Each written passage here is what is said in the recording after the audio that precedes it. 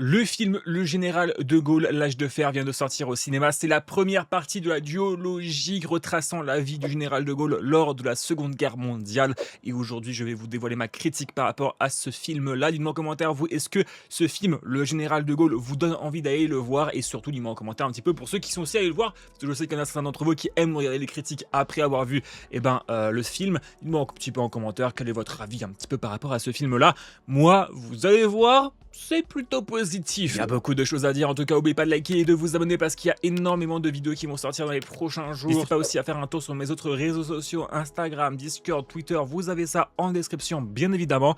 En tout cas, c'est parti. On va directement commencer par l'histoire. On est en juin 1940. La France est en pleine débâcle. L'armée allemande avance à toute vitesse. Le gouvernement signe l'armistice avec Hitler. Au milieu de ce chaos total, un général encore peu connu, Charles de Gaulle, refuse catégoriquement de capituler, condamné à mort par Vichy. Il s'envole seul avec quelques alliés vers Londres avec presque rien. Pas d'armée, pas de reconnaissance internationale et très peu d'espoir. Son pari est complètement fou. Continuer le combat, créer la France libre et montrer au monde que la France n'a pas dit son dernier mot. Le film va alors suivre ses premières années d'exil avec les différents discours depuis la BBC, les négociations ultra tendues avec Churchill, les tentatives pour rallier les colonies africaines et surtout les efforts incessants pour exister aux yeux des Américains et du monde qui ne le prennent pas au sérieux. Et ce qui est vraiment incroyable, c'est de voir à quel point Charles de Gaulle était complètement précaire avec cette situation à Londres, parce qu'on va littéralement assister à des scènes où Charles de Gaulle est littéralement seul ou alors avec un plombier, je vais pouvoir en parler juste après,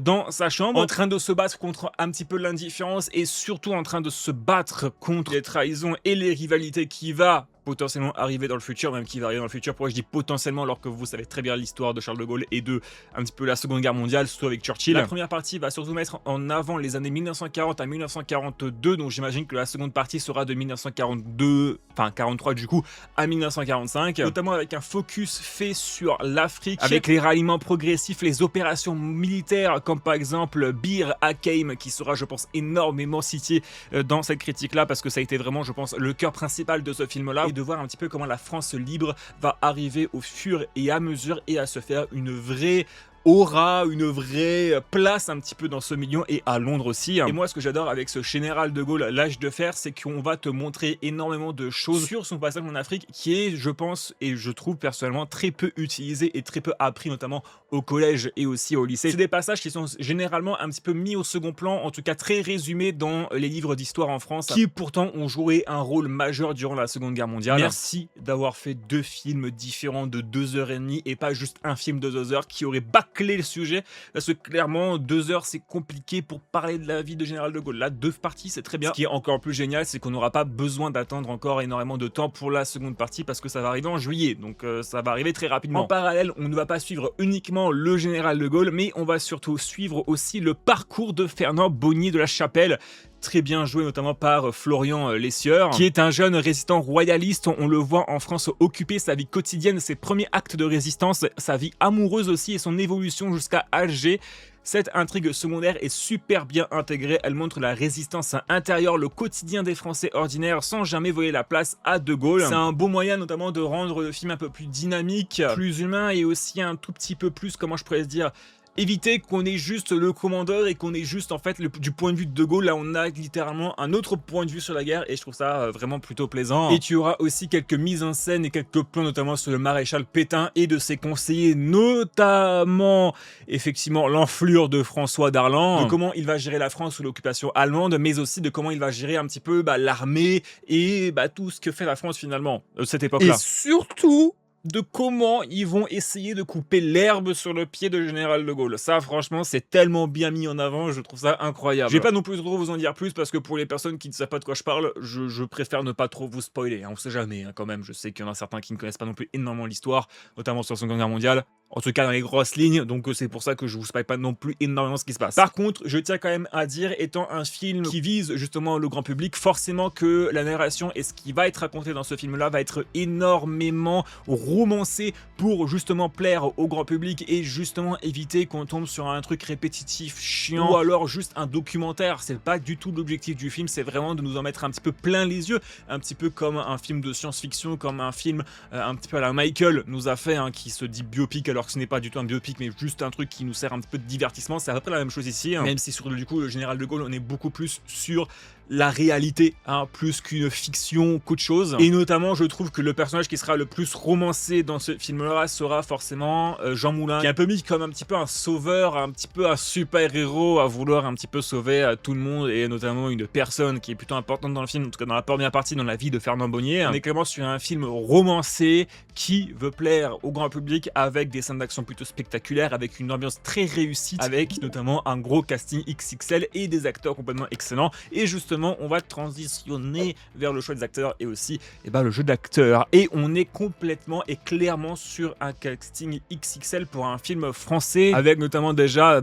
Simon Abkarian, excusez-moi si j'arrache son nom, vous m'en voudrez pas s'il vous plaît, qui va justement incarner le général de Gaulle de manière plutôt impressionnante, hein. Il reprend vraiment les gimmicks du général de Gaulle, que ce soit les bonnes gimmicks et aussi les gimmicks qui énervent un petit peu le public. Typiquement, il y a certaines gimmicks et certaines positions de Gaulle qui m'a énervé. Ça montre que le jeu d'acteur est plutôt bon, et autour de lui le film fait plutôt dans la qualité aussi, notamment avec Karim Leclou qui joue Blazeige, qui est, vous allez voir, un plombier qui se retrouve un petit peu propulsé, assistant de Gaulle.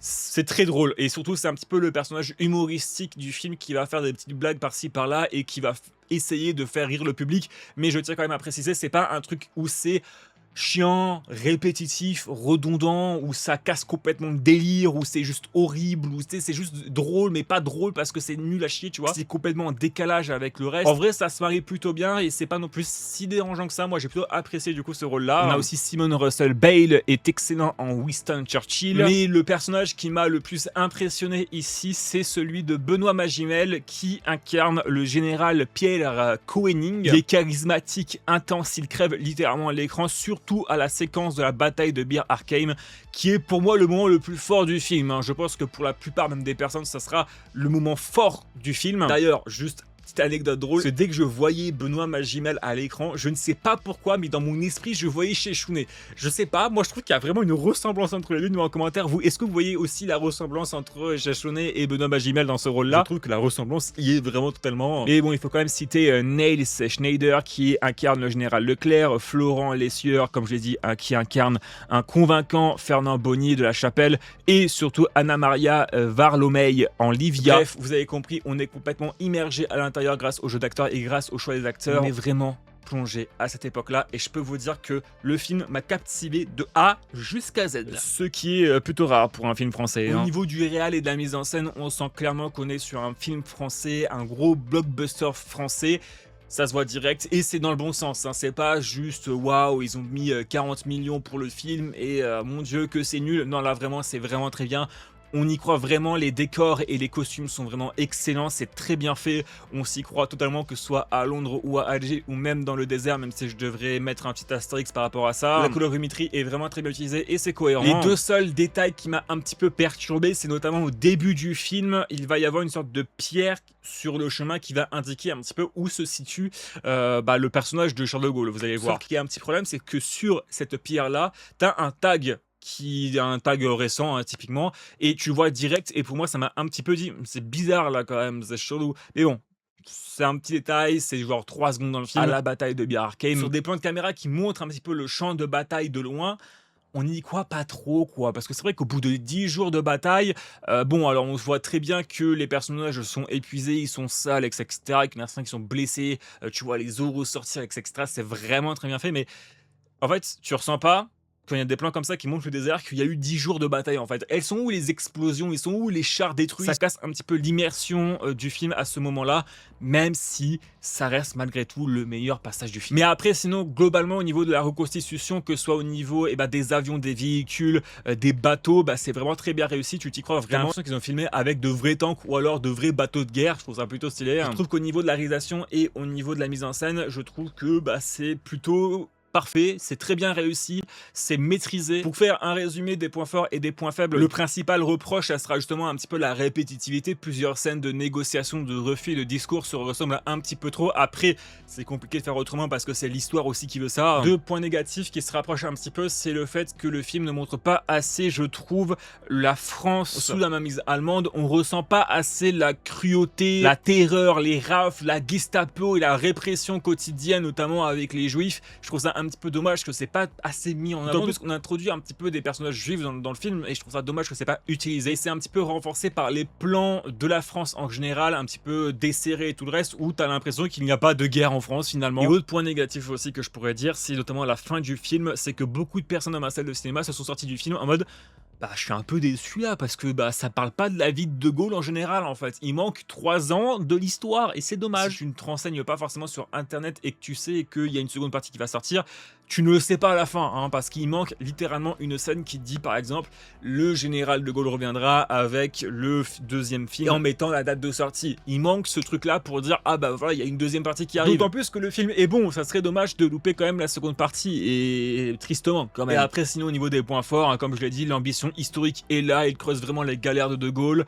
le ralliement de l'Afrique, les aspects peu enseignés à l'école, le casting et le jeu d'acteur est XXL, les scènes de bataille notamment à Bir Hakeim est vraiment impressionnante, la reconstruction globale est plutôt cohérente. En conclusion, le film de Général de Gaulle est pour moi une très belle réussite et si je veux mettre une note à ce film là, ça serait à peu près un 16 sur 20 pour un budget de 40 millions. Ils ont vraiment réussi à avoir un résultat plutôt cohérent et assez impressionnant. J'ai hâte un petit peu de voir la seconde partie qui va sortir du coup, si je dis pas de bêtises, le 3 juillet au cinéma dans nos salles obscures. Donc je pense que j'irai le voir à ce moment-là. Donc bref, si vous aimez un petit peu les films historiques qui sont un petit peu romancés avec une prise de risque qui est présente, avec justement de la stratégie, des combats, de l'action, bref, je pense que ce film sera parfait pour vous. D'ailleurs, si je peux vous recommander un autre film qui est sorti récemment sur la Seconde Guerre mondiale, ça serait l'excellentissime Les Rayons et les Ombres avec Jean Dujardin et Nastia Golubeva-Carax qui parle notamment des collabos à cette période-là. Bref, j'ai hâte de voir la seconde partie. Dites-moi en commentaire, vous, est-ce que vous comptez du coup aller voir la première partie du film sur le général de Gaulle? Moi aussi en commentaire. Pour les personnes qui ont déjà vu le film, un petit peu votre avis. Bref, n'oubliez pas de liker et de vous abonner. C'était Shaikado. On se retrouve pour une prochaine vidéo critique cinéma, de jeux vidéo et aussi sur les animés. Pas mal de contenus qui vont arriver dans les prochaines semaines et sur l'année entière.